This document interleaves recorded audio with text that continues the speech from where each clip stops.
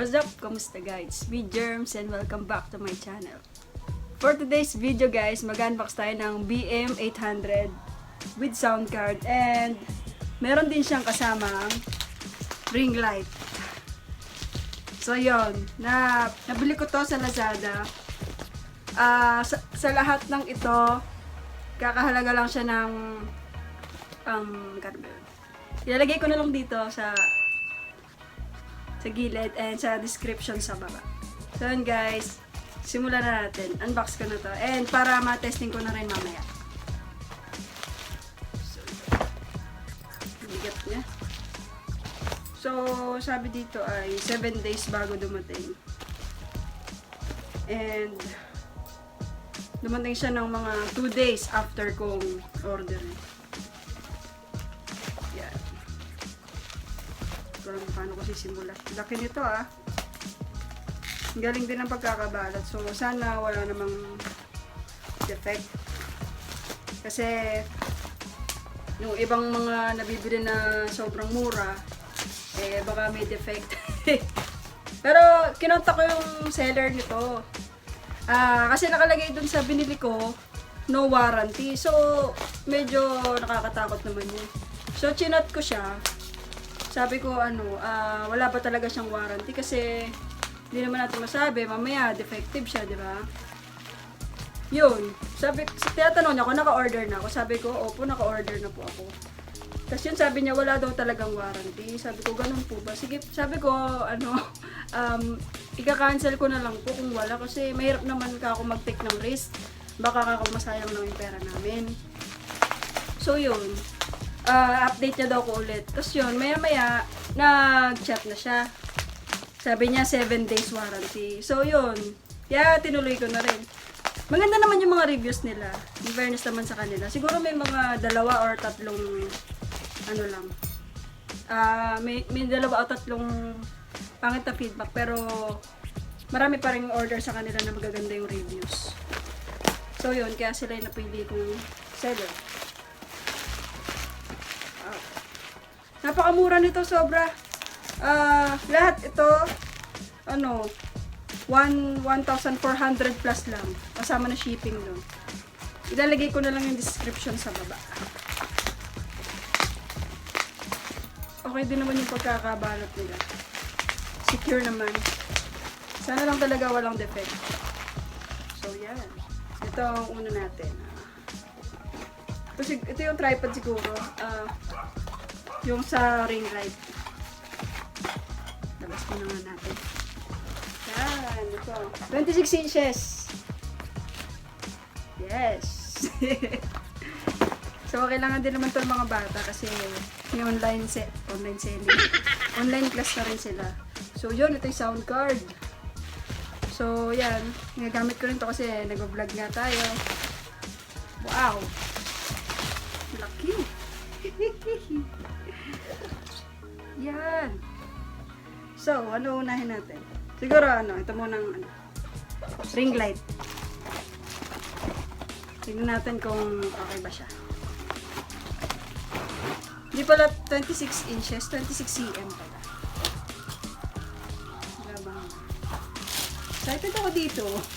Andahan ko lang gusto magka-Ringlight, hindi natutuloy kasi, ewan ko ba. Wow. Mamaya, ito testingin ko rin ito. Yan. Kita nyo ba siya?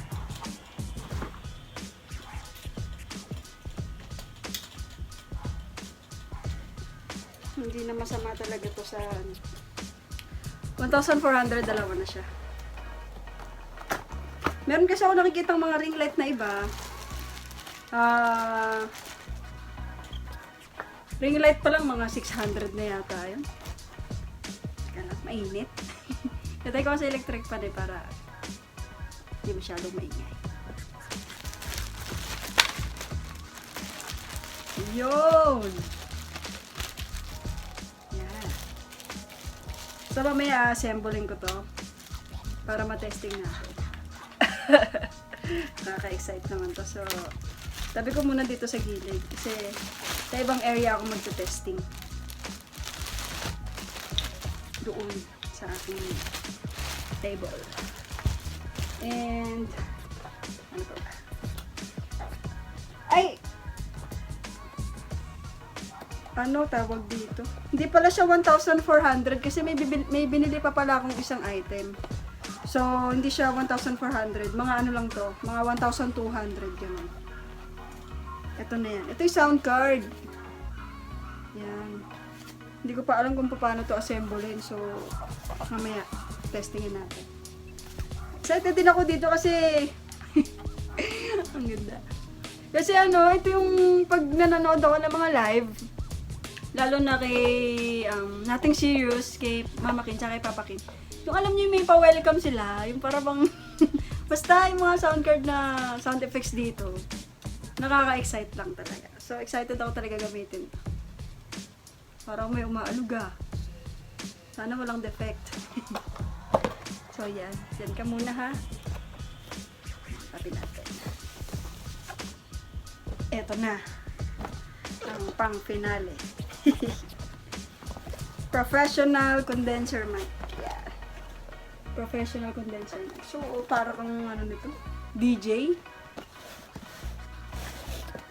Para ka rin nasa radio station. Ano ba? Excited na talaga ako dito. Ano ba? Paano kong buksan? Sirahin ko na ba? Ayoko sirahin kasi baka mamay defect. Kahit pa paano.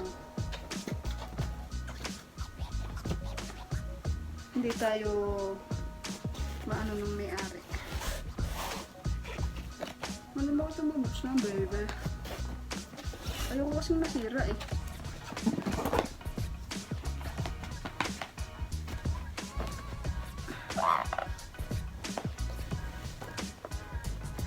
Ang hirap buksan ha.